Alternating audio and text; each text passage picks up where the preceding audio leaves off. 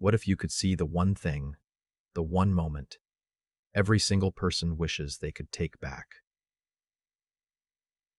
This is the story of Alex, and for him, the world was a book of failures he loved to read. Sitting in his usual corner cafe, he'd watch people come and go. The man in the suit probably cheated on his taxes, the woman laughing too loudly, clearly desperate for attention. He saw the cracks in everyone, and it made his own loneliness feel justified. It was easier to judge the world than to try and be a part of it. Then one Tuesday, it happened. A sudden, splitting headache, like a flash of lightning behind his eyes. He blinked, and the world shifted. He looked at the barista, Sarah, who was handing him his coffee with a tired smile. But behind her was another Sarah, a ghostly, shimmering version of her, standing in a hospital room, looking at her phone while her mother's hand lay unheld on the bed.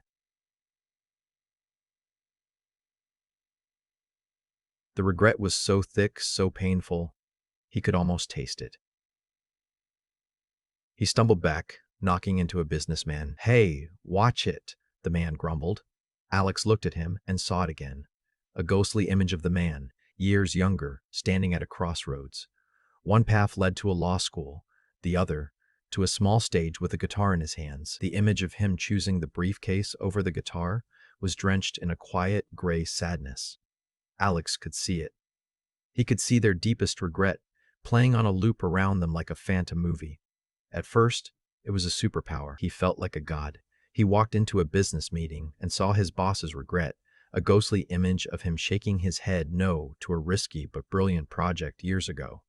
So Alex pitched that exact same type of project. His boss's eyes lit up with a second chance.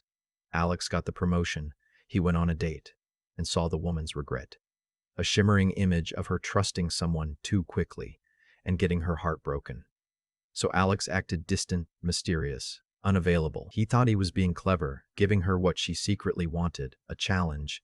He was getting everything he thought he wanted: success, attention, control. But the connections were hollow. They were built on exploiting pain, not sharing joy. And the noise, the constant silent screaming of 1,000 regrets. It was deafening. He was more alone than ever before, haunted by the ghosts of choices that weren't even his. He saw the worst moment of every person he met, and it was turning his world and his heart into stone. He hadn't spoken to his father in 6 months.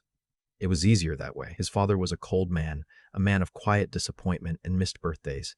Alex drove to his house expecting to see a regret of epic proportions, a crumbling business empire, a broken promise to his mother, something huge to finally explain the distance between them. He walked in. His father was sitting in his old armchair reading the paper. He looked up, surprised. Alex. And when Alex looked at him, he saw it. His father's biggest regret. It wasn't a business deal. It wasn't a fight. It was small. He saw a ghostly image of his father, sitting at this very same desk 20 years ago, and he saw a little boy, himself, running in, holding up a crayon drawing of a superhero. "Dad, look what I made." The little boy beamed, and his father, buried in paperwork, just nodded. He didn't even look up. The regret wasn't in the action. It was in the inaction. The overwhelming, soul-crushing sadness on his ghostly father's face. For a moment so small, so insignificant, it shattered Alex's world. His father's biggest regret was not looking up. And in that moment, Alex understood. The twist wasn't the power, it was what the power revealed. It wasn't the big, life-altering mistakes that haunted people the most. No, it was the unspoken "I love yous," the hug not given, the compliment left unsaid, the hand not held. It was the 1,000 tiny moments of connection that were missed. This power wasn't a tool for judgment. It was a window into our shared, fragile humanity. He started over. He walked through the world not as a judge, but as a healer. He saw a woman on the bus, her regret, a shimmering image of her walking past a crying friend because she was too busy. Alex didn't say anything to her, but when he got off at his stop, he held the door for an elderly man and smiled. A small moment. In the office, he saw a junior employee's regret, a ghostly image of him staying silent in a meeting when he had a great idea. Later that day, Alex walked over to his desk. "Hey, Mark," he said gently. "That thing you mentioned by the coffee machine earlier. That was a really smart idea. You should bring it up at the next team meeting.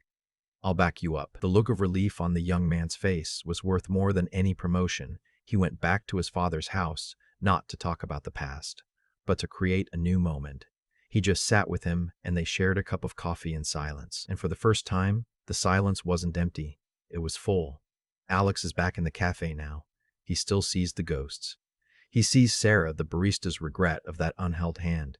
He sees the businessman's regret of the unplayed guitar. They are all still there. But he's learned to see past them. He's learned to see the person standing there now, in this moment, who is so much more than the worst thing they wish they could undo. He gets his coffee from Sarah. He doesn't try to fix her past. He just looks her in the eyes and gives her a genuine smile. "Thank you," he says. "I hope you have a really good day." And as he walks away, he feels a warmth he hasn't felt in years. Connection. It was never about seeing their regrets. It was about seeing them. So let me ask you this. If you can't see the regrets of others, what small moment of kindness can you create today so you don't have one of your own?